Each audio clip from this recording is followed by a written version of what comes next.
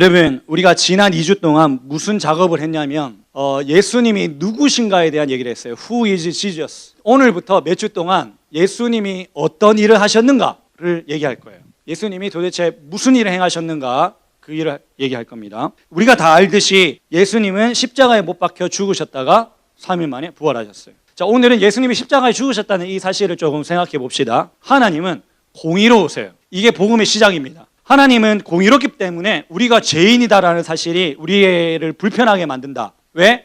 우리가 죄인이기 때문에 죽어야 하고, 하나님이 분명하게 죄인은 죽는다 이렇게 얘기했기 때문에, 그가 공의로우시기 때문에 우리 이 복음은 사실 우리가 좀 불편한 사실로 시작된다 이렇게 말씀드렸어요. 하나님이 이 말을 번복하면 하나님은 공의로우신 게 아니기 때문에. 근데 복음은 그렇게 시작하지만 또 한 가지를 얘기해요. 뭐냐면 하나님은 사랑이시다 이렇게 얘기해요. 하나님은 사랑이세요. 이게 근데 이 두 가지 사실이 조금 상충되어 보입니다. 서로 조금 부딪히는 것처럼 보여요. 하나님은 공의로우시다라고 한다면 말한 대로 행하셔야 공의로우세요. 죄는 죽음이다. 순종하면 복 주겠다. 이렇게 말씀하셨는데, 누구한테는 이렇게 하고 누구한테는 저 다르게 행하면 그건 공의로운 게 아니야. 정의로운 게 아니야. 불의한 존재죠.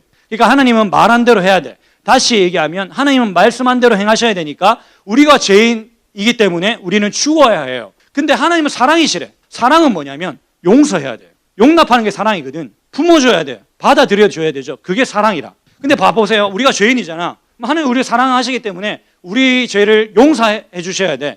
용납해 주셔야 돼. 하나님은 공의로우시니까 용서하시면 안 돼요. 말한 대로 하셔야 돼요. 사랑이시니까 용서하셔야 돼요. 우리를 용납해 주셔야만 하나님의 사랑이시잖아. 하나님은 우리를 용서하지 않으시면 사랑이 아니셔. 이 두 가지는 우리 생각에 부딪히는 것처럼 보여요. 이게 하나님의 딜레마입니다. 하나님이 진짜 딜레마에 빠졌다는 얘기가 아니라 우리 인간의 입장에서 보면 하나님이 뭔가 딜레마에 빠진 것처럼 보인다고. 근데 하나님이 이 딜레마를 어떻게 해결하셨을까요? 하나님은 동시에 공의로우시면서 말은 말대로 전혀 가감 없이 타협 없이 우리 죄를 향하여서 진노하시고 우리가 죽게 만드시면서 동시에 우리를 용서하시고 품으시고 살리시고 생명을 주시고 자녀 삼으시는 사랑의 하나님이 되세요. 동시에요. 과연 어떻게 그렇게 했을까? 그게 바로 예수 그리스도입니다. 하나님의 딜레마를 해결한 유일한 방법이 예수님이세요. 이 공의와 사랑을 동시에 만족시키는 분이 예수님이세요.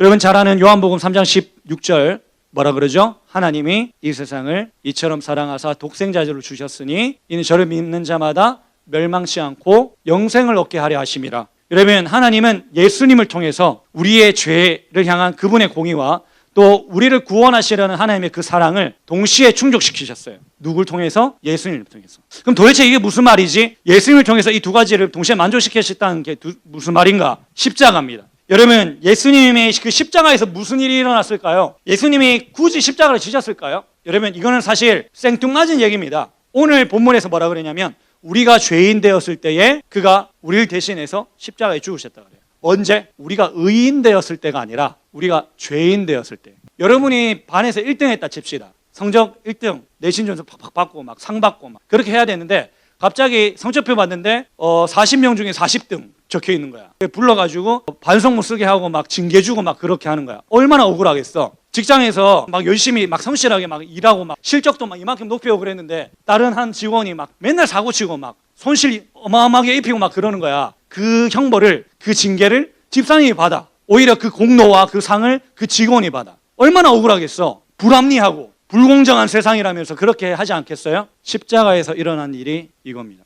우리가 죽어야 되는데 예수님이 죽으셨어.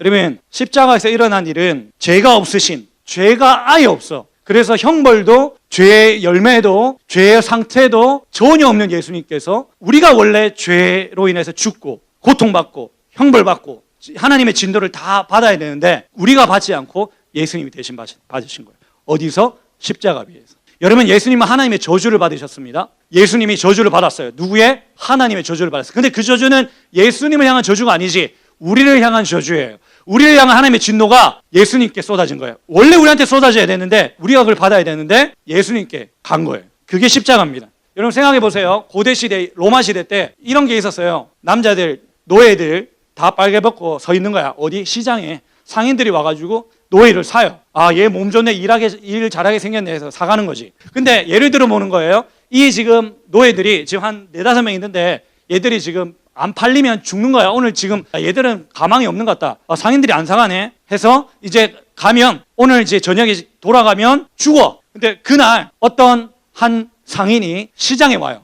시장에 와서 자기 아들의 손을 잡고 쫑쫑쫑쫑 걸으면서 이렇게 시장에 오는 거죠. 딱 왔는데 노예들이 있는 거야. 그래서 얘 하나 살게요. 얘 사면 상인이 사면 얘 사는 거잖아. 이 노예의 주인이 얘기합니다. 돈을 내시오. 값을 지불하시오. 얘기합니다. 그때 어떻게 합니까? 이 상인이 자기 아들을 대신 내어줘요. 그리고 이 노예를 데리고 가요. 그게 성경에서 말하는 속량의 의미예요. 속량, 값을 지불하다 이런 뜻입니다. 하나님이 값을 지불하고 우리를 사신 거야. 누구를 지불해서? 예수님을 지불했어. 예수님의 생명, 예수님의 육체, 예수님의 모든 삶을 우리를 대신해서 내어드렸어. 누구한테? 죄라는 것에. 왜? 우리를 살리시려고. 그게 복음입니다. 그게 복음의 내용이에요. 여러분 이거 불공평하지 않아요? 그런 생각 해보셨어요? 우리 주일학교 옛날부터 어릴 때부터 십자가, 예수님의 십자가 즐겁도록 들었잖아. 근데 십자가 사역이 예수님의 십자가의 공로가 불공평한 일이다. 이건 너무 억울한 일이야 라고 생각해 본 적 있어요? 여러분 십자가는 너무너무 이 세상에서 가장 불공평한 일이에요. 예수님은 죄가 없으세요. 아무 죄가 없으셔. 근데 우리를 대신해서 죽으셨어. 여러분 우리를 대신해서 죽으셨다니까. 이거 불공평한 일이에요. 우리를 속량하셨기 때문에 우리가 바꾸셨어요. 여기 하나님의 칼, 진노, 분노가 쏟아져야 되는데 원래 내가 여기 서 있었는데 하나님이 날 사가셨어. 누굴 데려놓고? 예수님을 여기 데려놓고 예수님이 하나님의 진노, 하나님의 저주를 여기 다 받아. 여기 서가지고 거기 어디야? 예수님의 십자가야. 근데 나는 어디로 갔지? 예수님이 본래 서 계셨던 생명의 자리로 데려다 놓으신 거예요. 난 아무것도 안 했는데 그게 하나님의 구원이. 하나님은 예수님이 십자가에 죽으셨을 때 슬퍼하지 않았어요. 우리를 향한, 이 세상을 향한 모든 죄가 어디에 있어요 지금? 예수님 십자가 위에 있어. 여러분 하나님이 가증히 여기고 혐오스럽게 생각하고 미워하시고 적대하시고 원수처럼 여기는 그 죄가 우리 한 사람의 죄뿐만이 아니에요. 아담 때부터 지금까지 예수 그리스도를 믿는 모든 자의 죄가 어디에 지금 위에 있어요? 예수님의 십자가 위에 있어요. 하나님 슬퍼하지 않았어. 눈을 돌렸어요.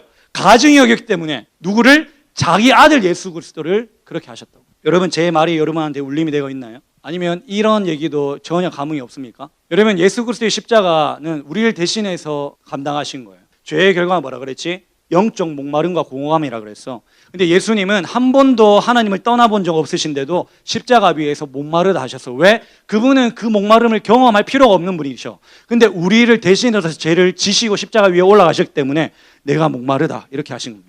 우리의 죄 때문에 땅에 가시덤불이 생겼어요. 가시가 생겼어요. 우리의 죄로 인한 그 가시를 예수님이 십자가 위에서 가시 면류관을 쓰신 거라. 우리가 땀과 수고하지 않으면 살아갈 수 없어요. 이제는 때문에 예수님께서 피를 땀처럼 흘리신 거예요. 예수님은 죄가 없으셔서 고통을 1도 당할 필요가 없으셔. 근데 여러분 고통이란 게 왜 들어왔다? 우리의 삶에 고통이란 게 왜 존재하지? 죄 때문에 그래요. 우리 죄를 대신해서 십자가의 고통을 당하신 거예요. 우리를 대신하신 거예요. 우리 때문에. 마지막으로 여러분 하나님이 가장 큰 형벌이 내버려두는 것이라 했잖아요. 버려두는 거예요. 버리는 거예요. 근데 우리가 죄 때문에 우리가 하나님께 버림받았기 때문에 우리가 원래 버림받아야 되는데 예수님이 우리를 대신해서 십자가에서 하나님께 버림받은 방하셨어요. 여러분 잘 아는 말씀 엘리 엘리 라마 사막다니 나의 하나님 어찌하여 나를 버리셨나이까. 여러분 예수님은 죄가 있으셔서 십자가에 죽으신 게 아닙니다. 우리 죄 때문에 대신해서 죽으신 겁니다. 우리의 죄인의 옷을 입으시고 십자가에 죽으셨어요. 오늘 본문에서 이렇게 얘기합니다. 하나님께서 우리에 대한 자기의 하나님 자신에 대한 사랑을 확증시키셨느니라. 증명했다는 얘기야. 뭐지? 무슨 말이지? 여러분 하나님 우리를 사랑하심으로 예수 그리스도를 십자가에 죽이셨어요. 여러분 왜 그러셨을까? 왜 이게 하나님의 사랑과 관련이 있지? 어떻게 이 사건이 하나님의 사랑을 증명하죠? 하나님은 만약에 아들 예수를 십자가에 안 죽이고 그냥 내 너 용서할게, 그냥 죄 없이 할게 이렇게 했다 치보자. 예수님 십자가 안 못 받고 안 죽이고 없이 해줄게 이랬다면 사탄이 어둠의 권세 아니면 그냥 지옥 가는 수많은 사람들이 그렇게 얘기했을 겁니다. 하나님 이게 불공평한 일 아닙니까? 하나님 공의로우신 분 맞습니까? 그렇게 얘기했을 겁니다. 반대로 하나님이 그냥 구원도 안 하고 그냥 다 죽여, 모든 인류를 다 죽이는 거야. 그러면 우리가 그러겠지. 하나님 사랑 맞습니까? 하나님이 아들 예수 그리스도를 십자가에 죽으심으로 여전히 공의로우시면서 여전히 사랑이신 하나님이심을 증명하셨어요. 십자가로. 요한일서 4장 9절 사랑은 여기 있으니. 여러분 세상에 수많은 사람들이 사랑을 외치지만 이 사랑에 무슨 사랑을 비교할 수 있겠습니까? 진짜 사랑은 여기 있습니다. 진짜 사랑은 여기에 있어요. 진짜 사랑은 여기에 있으니 우리가 하나님을 사랑한 것이 아니요, 우리는 하나님을 사랑하지 않았어요. 우리가 죄 때문에 하나님을 미워했어요. 하나님을 대적했어요. 하나님을 떠나 살았어요. 우리는 하나님의 원수였습니다. 하나님을 대적하는 사람이었어요. 그런데 우리를 사랑하사 우리 죄를 속하기 위하여 화목제물로 그 아들을 죽이셨습니다. 보내셨습니다. 사람은 저 사람을 내 자녀고 내 가족이고 나한테 진짜 잘해줘, 막 아니면 연인이야, 그런 사람도 살아보면 사랑하기 쉽지 않아. 진짜 사랑, 헌신하고 희생하고 이런 사랑을 하기 쉽지 않아요. 세상에서 말하는 사랑은 다 나한테 이익이 있으니까, 유익이 있으니까 하는 거예요. 여러분, 하나님의 사랑, 이거는 흉내낼 수가 없어요. 저 사람이 나한테 잘해줘도, 내 가족이라도 진짜 헌신되고 다 포용해주고 용납해주고 저 사람을 위해서 내 것의 모든 것을 내어주고 이런 사랑은 쉽지 않아요. 결코. 근데 하나님은 누구를 사랑하셨어? 원수를 사랑하셨어. 여러분, 여러분의 원수가 누굽니까? 여러분이 진짜 미워하는 사람, 여러분, 우리는 미워하는 사람은 요만큼 더 가까이 하고 싶지 않잖아요. 미워하는 사람을 사랑해 보려고 하셨어요? 해본 적 있어요? 증오하는 사람을 사랑해 보려고 해본 적 있어요? 나한테 상처 주고 막 진짜 나를 막 괴롭히는 그 사람, 부모님 아니면 내 선배, 누구 어떤 친구를 용서해 보려고 한 적 있어요? 진짜 어려워. 해본 사람은 알아. 진짜 어려워. 정말 어려워요. 근데 하나님 어떻게 하셨어? 원수, 가증형이고 혐오스럽게 생각했던 죄인인 우리를 위해서 대신해서 자기 아들을 죽이셨어. 여러분, 우리는 이 사랑을 흉내낼 수가 없습니다. 여러분, 우리는 원래 하나님의 원수였습니다. 죄인이었습니다. 대적하는 사람이었고 하나님을 떠나 살았어요. 하나님과 상관없는 사람이었어요. 근데 그런 우리를 사랑하신 거예요. 이보다 더 위대한 사랑이 어디 있습니까? 생각해보자.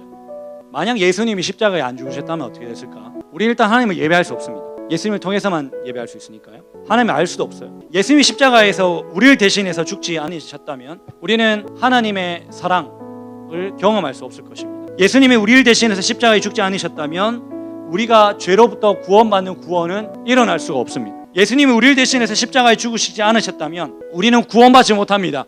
우리는 그리스도인이 되지 못합니다. 우리는 하나님을 만날 수도 없고 경험할 수도 없습니다. 하나님과 동행할 수도 없고 하나님의 인도하심을 얻을 수도 없고 그분이 예비하신 그 천국에 들어갈 수가 없습니다. 여러분, 예수님은 우리 죄 때문에 죽으셨어요.